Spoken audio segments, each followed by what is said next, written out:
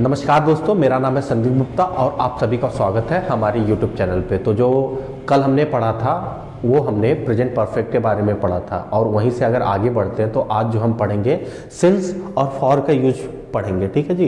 तो हम इसे क्यों पढ़ेंगे, क्योंकि आगे जो हमारे आने वाले टेंस हैं, जैसे आपका प्रेजेंट परफेक्ट कंटिन्यूअस हो गया या फिर पास्ट परफेक्ट कंटिन्यूअस हो गया या फिर आपका फ्यूचर परफेक्ट कंटिन्यूअस टेंस हो गया, उसमें जो है सिंस और फॉर का यूज होता है जी।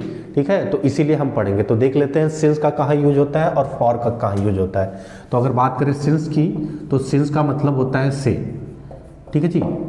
और अगर फॉर की बात करें तो फॉर का भी मतलब होता है से। तो हम इन दोनों का मतलब तो सेम होता है, लेकिन हम यूज इसको कहाँ कहाँ करते हैं। तो सिंस जो है हमारा एक फिक्स्ड पॉइंट बताता है, ये पॉइंट ऑफ टाइम बताता है।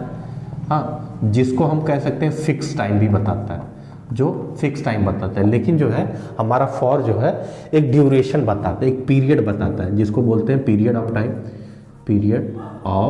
टाइम हो गया, या फिर आपका ड्यूरेशन बताता है, ड्यूरेशन ऑफ टाइम बताता है कि कोई। सपोज दैट सिंस का यूज हम कहाँ करेंगे। सपोज कि हम बोलें कि मैं तुम्हारा 10 बजे से इंतजार कर रहा हूँ, तो 10 बजे एक फिक्स टाइम है। ठीक है, तो 10 बजे से इंतजार कर रहा हूँ, तो ये हमारा 10 बजे अगर लिखें 10 बजे, तो हमारा 10 बजे जो है एक फिक्स टाइम है। लेकिन अगर मैं ये कहूँ कि मैं तुम्हारा 2 घंटे से इंतजार कर रहा हूँ, तो ये 2 घंटा फिक्स टाइम नहीं है। ये कब 2 घंटे हैं ये समझ में नहीं आ रहा है। तो जो है 2 घंटे कब से हो रहा है ये हमें समझ में नहीं आ रहा है।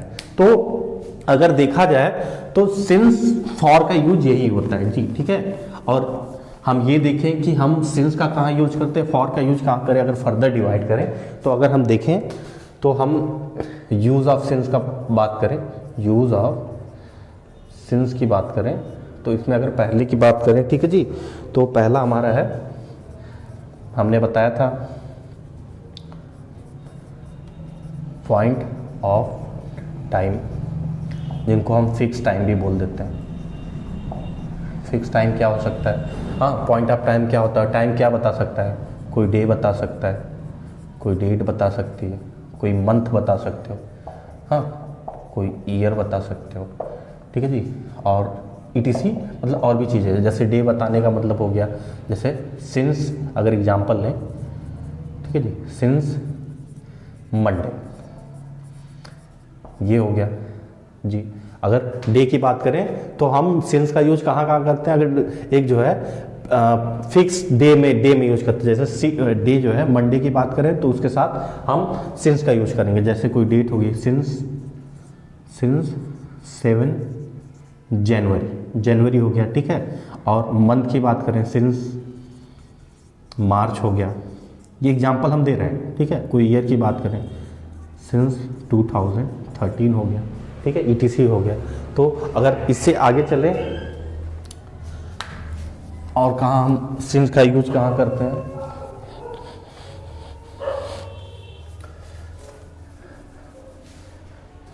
दूसरे की बात करें तो दूसरे की बात करें पार्ट ऑफ अ डे, दिन के भाग की बात करने के लिए हम सिंस का यूज करते हैं। जैसे हमारा सिंस मॉर्निंग हो गया। हाँ जी, अगर दूसरे की एग्जांपल की बात करें तो सिंस इवनिंग हो जाएगा। सिंस आफ्टरनून भी हो सकता है, आफ्टरनून हो सकता है। और तीसरा अगर और बात करें और एग्जांपल लें तो हमारा हो जाएगा सिंस डॉन किसको बोलते हैं? DAWN। डॉन का मतलब होता है जो तड़के की सुबह होते हैं, उसी को हम डॉन बोलते हैं। डॉन का मतलब होता है जिसको हिंदी में बोलते हैं गोधूली बेला। ठीक है जी, तो ये हो गया। और आगे हम कहाँ सिंस का यूज कर सकते हैं?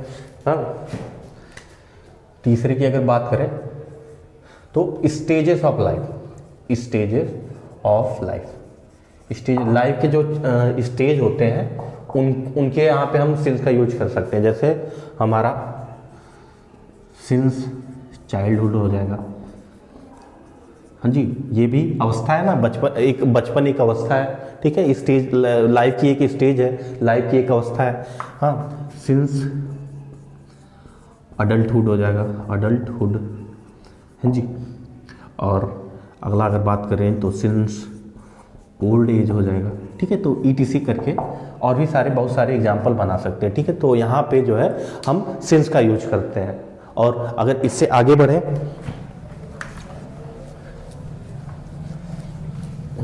कोई इवेंट हो गया, अगर चौथे की बात करें तो कोई इवेंट हो गया तो वहाँ पे हम सिंस का यूज कर सकते हैं। इवेंट क्या हो सकता है? दिवाली हो सकती है, सपोज दैट सिंस दिवाली का यूज कर सकते हैं।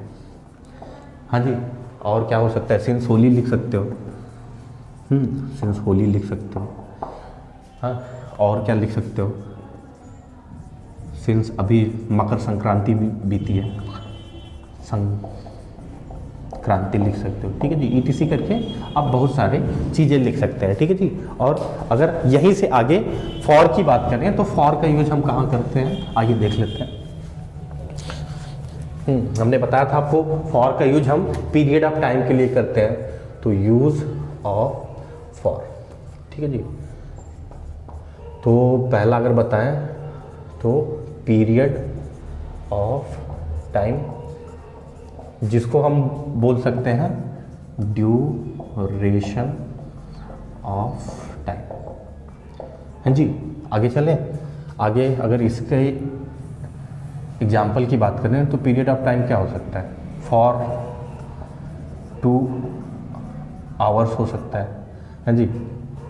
फॉर 3 डेज हो सकता है, फॉर 4 मंथ हो सकता है, 4 मंथ्स हो सकता है। ETC करके यहाँ पे हम फॉर का यूज करते हैं, ठीक है जी। तो ये रहा आपका सिंस और फॉर का यूज। आई होप आपको ये समझ में आया होगा। और यहीं से अगर हम आगे की बात करें, ठीक है, तो आगे हम जो है प्रेजेंट परफेक्ट कंटिन्यूअस टेंस के बारे में जान लेते हैं। तो प्रेजेंट परफेक्ट कंटिन्यूअस टेंस को अब जान लेते हैं। तो अगर आगे प्रेजेंट परफेक्ट कंटिन्यूअस टेंस की बात करें तो ऐसे हिंदी वाक्यों के अंत में से रहा है, से रही है, से रहे हैं आता है। जैसे कि मैं 2 घंटे से काम कर रहा हूँ, ठीक है। मैं सुबह से काम कर रही हूँ, ठीक है। वे सुबह से सो रहे हैं, ठीक है जी। तो अगर ऐसे अफर्मेटिव का अगर स्ट्रक्चर बनाए तो क्या हो सकता है? पहले हमारा सब्जेक्ट आता है, ठीक है, ठीक है। तो अगर और यहाँ पे एज ए हेल्पिंग वर्ब हम हैज़, हैव का यूज करते हैं, ठीक है, प्लस बीन का यूज करते हैं यहाँ पे, प्लस हम एज ए मेन वर्ब की 4th फॉर्म यूज करते हैं, प्लस आपका ऑब्जेक्ट आ जाता है, प्लस आपका हम यूज ऑफ सिंस फॉर अब पढ़ के आए हैं तो वहाँ पे सिंस फॉर का यूज होता है, प्लस आपका कोई एक टाइम वर्ड आ जाता है, टाइम वर्ड आ जा सकता है, ठीक है जी। तो क्या हो सकता है अगर इसके एग्जाम्पल की बात करें तो आई, हाँ, हैज़, हैव, हमने ऑलरेडी आपको बता दिया है कि कहाँ पे हैज़ का यूज होता है, कहाँ पे हैव का यूज होता है। हमने आपको प्रेजेंट परफेक्ट टेंस में आपको बताया था। आई हैज़, हैव, हाँ, बीन प्लेइंग क्रिकेट। चलिए जी बताइए फॉर या सिंस मॉर्निंग।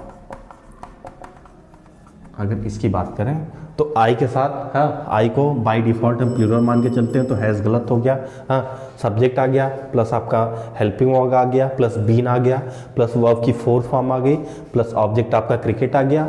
अब यहाँ पे मॉर्निंग के साथ आप सिंस का यूज करेंगे या फॉर का यूज करेंगे, ठीक है। तो हमने बताया था ना पार्ट ऑफ डे के लिए हम सिंस का यूज करते हैं ना कि फॉर का, तो फॉर गलत हो जाएगा और आपका सिंस सही हो जाएगा। इसी तरह हो जाएगा आपका sentence I have been playing cricket since morning हो जाएगा। अगर एक और एग्जांपल की बात करें, he has been going to market for या सिंस 2 आवर्स, ठीक है जी। बहुत लोग हावर्स भी पढ़ते हैं, बहुत लोग आवर्स भी पढ़ते हैं, दोनों सही है, कोई दिक्कत नहीं है, ठीक है जी।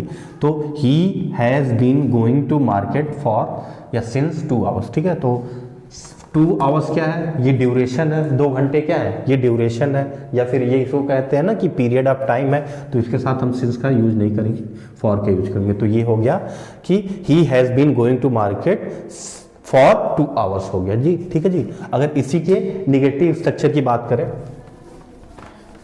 ठीक है जी, मैं मिटा ले रहा हूँ इसे।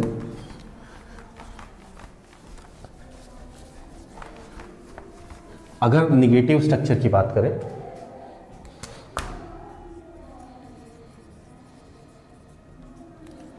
तो हमें कुछ करना नहीं है, हमने आपको ऑलरेडी बताया था, नॉट को हमेशा थर्ड प्लेस पे लगाते हैं, सब्जेक्ट आ गया प्लस आपका हैज़ हैव आ गया प्लस बीन आ जाएगा, नो थर्ड प्लेस पे नॉट आएगा प्लस आपका बीन आ जाएगा प्लस आपका क्या आ जाएगा, वर्ब की फोर्थ फॉर्म आ जाएगी प्लस ऑब्जेक्ट आ जाएगा प्लस सिंस फॉर आ जाएगा और प्लस आपका कोई टाइम वर्ड आ जाएगा। ठीक है जी, तो सेम वही अगर एग्जाम्पल लेके चलें, ठीक है, he has not been playing cricket, ठीक है, सिंस या फॉर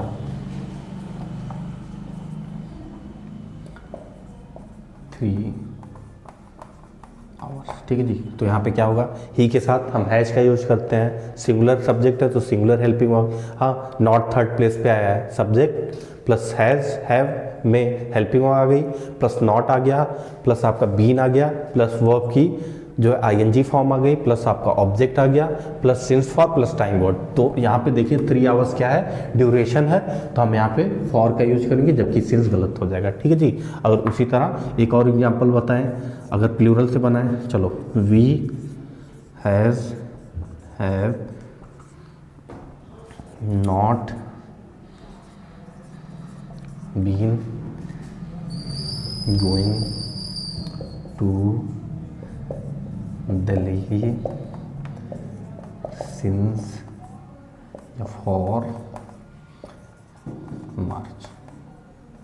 ठीक है जी, ये मार्च है, मार्च हो गया। ठीक है जी, तो आप बताइए, हाँ वी के साथ क्या होगा, वी हमारा प्लूरल सब्जेक्ट है तो प्लूरल हेल्पिंग वर्ब आ जाएगी, नॉट थर्ड प्लेस पे, बीन आ गया, गोइंग आ गया, ऑब्जेक्ट आ गया to Delhi, since for March क्या होगा। ठीक है, हमने बताया था ना कि किसी भी फिक्स डेट या फिर fix day, fix month, fix year के लिए हम जो है सिंस का यूज करते हैं, तो सिंस यहाँ पे सही हो गया, फॉर आपका गलत हो गया।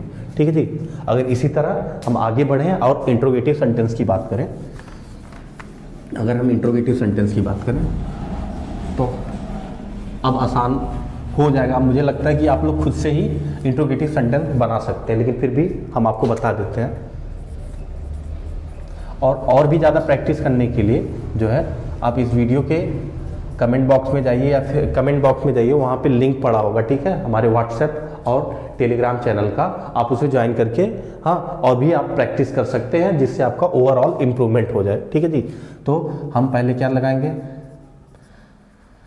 पहले अगर यस नो वाला बनाए तो हैज़ हैव प्लस आपका सब्जेक्ट आ जाएगा प्लस बीन आ जाएगा।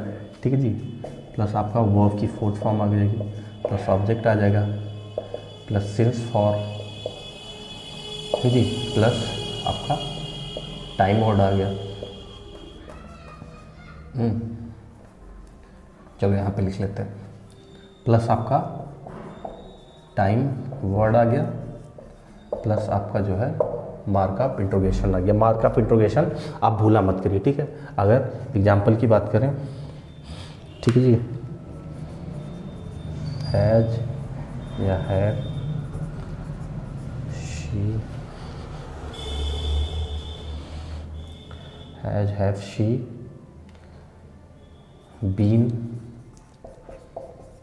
प्लेइंग क्रिकेट सिंस या फॉर मॉर्निंग। ठीक है जी, अब सही करिए आप। ठीक है, शी हमारा सिंगुलर सब्जेक्ट है तो उसके साथ हैज का यूज हो जाएगा, प्लस जो है हैव गलत हो गया, बीन हेल्पिंग वर्ब प्लस आपका सब्जेक्ट प्लस बीन आ गया प्लस वर्ब की आईएनजी फॉर्म आ गई, ऑब्जेक्ट आ गया। अब बताइए मॉर्निंग के साथ क्या आएगा, मॉर्निंग के साथ हमने ऑलरेडी पढ़ रखा है। ठीक है, सिंस आता है तो मॉर्निंग सही हो जाएगा। इसी तरह अगर जो है हम क्वेश्चन वर्ड वाले बनाए, ठीक है, ये तो यस नो वाला हो गया, ये तो यस नो वाला हो गया। और अगर वही ओपन एंडेड वाला बनाए, ठीक है, तो यहाँ पे अगर कोई एक हम क्वेश्चन वर्ड लगा दे, वाई लगा दे, हाउ लगा दे, ठीक है जी, तो इस तरह ये हमारा क्वेश्चन वर्ड वाला बन जाएगा जी। ठीक है जी, तो यही रहा आज का वीडियो और आई होप आप सबको पसंद आया होगा। और भी प्रैक्टिस करनी है तो हमारे टेलीग्राम और व्हाट्सएप चैनल को ज्वाइन करिए और इसकी लिंक जो है हमारी इस वीडियो के डिस्क्रिप्शन बॉक्स में मिल जाएगी। तो ये रहा आज का वीडियो, आई होप आप सबको पसंद आया होगा। This is me Sandeep Gupta, signing off.